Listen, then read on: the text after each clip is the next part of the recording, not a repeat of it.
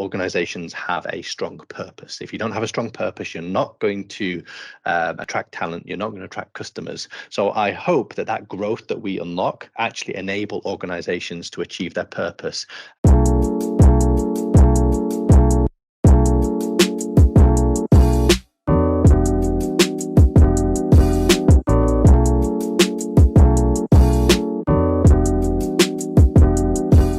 Well, I have over 25 years of experience in AI and 15 years where I started a company that's been building AI solutions for some of the biggest companies in the world. One of our biggest clients is Tesco. They are delivering to 200,000 people every single day. We built all of the algorithms that power their last mile delivery solution. Not only are we able to get significant more deliveries out of their infrastructure, we're able to reduce the amount of miles driven by about 20 million miles, which is to the moon and back 50 times. So these AI solutions, if applied in the right way, can have a massive impact on organization's carbon footprint.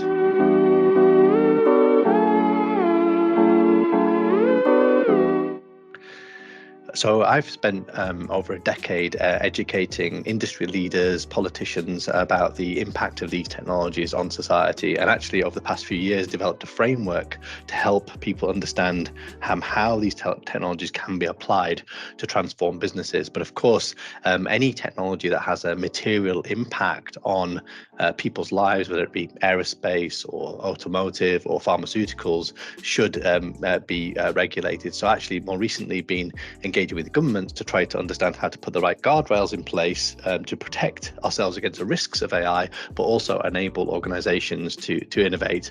I guess what I'm excited about is being able to use AI to remove friction from how we create and disseminate goods, food, healthcare, education, nutrition, energy, to bring the cost of those goods down so cheaply that they become abundant.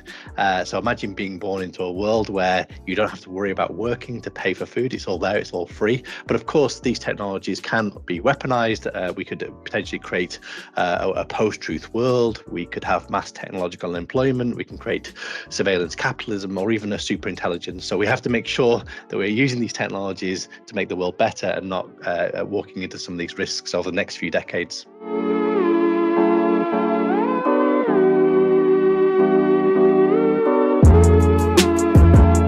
I think people tend to be fearful about the unknown, and unfortunately the media tend to kind of propagate and leverage that fear. So that's why I spend a huge amount of my time educating business leaders, politicians about what these technologies are and aren't. This is something I really do as a passion. I did a TEDx talk a few years ago, which was really focused on the risks associated with AI. You might have heard the term singularity. We're all LinkedIn AI philosophers, but singularity was adopted by the AI community to refer to the point in time where we build a super intelligence, a brain smarter than us in every single possible way. But I actually argued there are 6 singularities. I used a PESTLE framework. If you've ever done a business degree or written a business plan, you'll have come across the PEST framework or PESTLE framework. And I use that to actually talk about some of the risks that these technologies have, risks associated with a world where we don't know what is true, what content that we're engaging with is true, or a world where even where we cure death, what would that world look like, where we might have overpopulation. So actually I've got a very nice framework to help people understand what the potential risks are associated with AI, but also how we can mitigate and steer society towards using these technologies for good.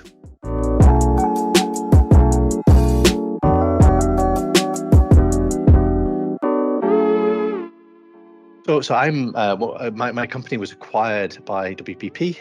WPP is one of the biggest media marketing agencies in the world. They essentially enable organizations to grow, to identify new audiences, to get the attention of those audiences, to help connect goods and services with those audiences. But one of the things I'm really passionate about is not just enabling organizations to grow.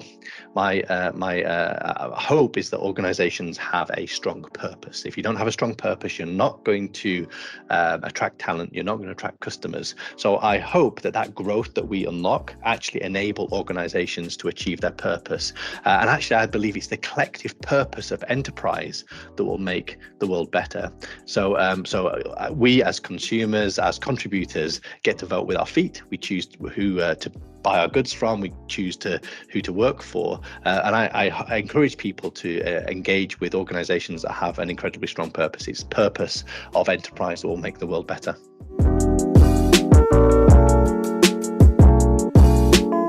So I have a controversial view around AI ethics. First of all, I don't think there is such thing as AI ethics. I know that there's lots of people rebranding themselves as AI ethicists. Ethics is a study of right and wrong. And what happens is that human beings create an intent. Their intent is to utilize a technology to maximize, I don't know, employee engagement, or to route their vehicles efficiently, or to spend money across their marketing channels to maximize attention. You have an intent, and you then build technologies, or you apply a solution that tries to achieve that intent.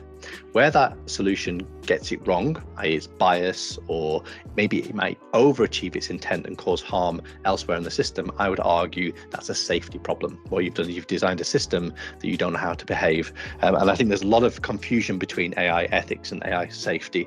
So ethics is a study of right and wrong, and there are already well-established ethical frameworks, standards, procedures in place to scrutinize the intent, and there are more and more methodologies and technologies available to help us understand how to build AI safe systems, and that's what I've been doing for the past 15 years, is ensuring the technologies that we're building are being applied in a way that are explainable and transparent and governable.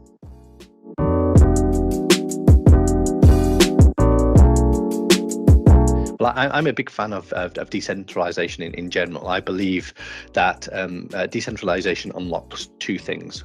One, it provides a trusted framework that is essentially uncorruptible, but it also enables you to identify the best group of people to be able to actually make decisions. We use decentralized thinking in our organization in terms of how we operate ourselves as a company. So I think that decentralized ideas go way beyond the world of finance. Yes, of course, they are models that enable and unlock trusted mechanisms of transactions. I also believe that they will unlock new funding models. Yes, there was a boom a few years ago around what are called ICOs, or where people were essentially raising funds off the back of business plans where those funds are not protected. But I do believe that they are going to, over the next several years, unlock a whole kind of plethora of ways of being able to raise funds through tokenization to get in capital into people's businesses and innovations in non-traditional ways. I think the challenge is as you grow as an organization, as you get more investors, and those investors have more and more control, you tend to try to satisfy the needs of the investors rather than satisfy the needs of society. What decentralized finance models allow us to do is actually remove some of those powers of control from shareholders to ensure that the purpose of a company is kept on track.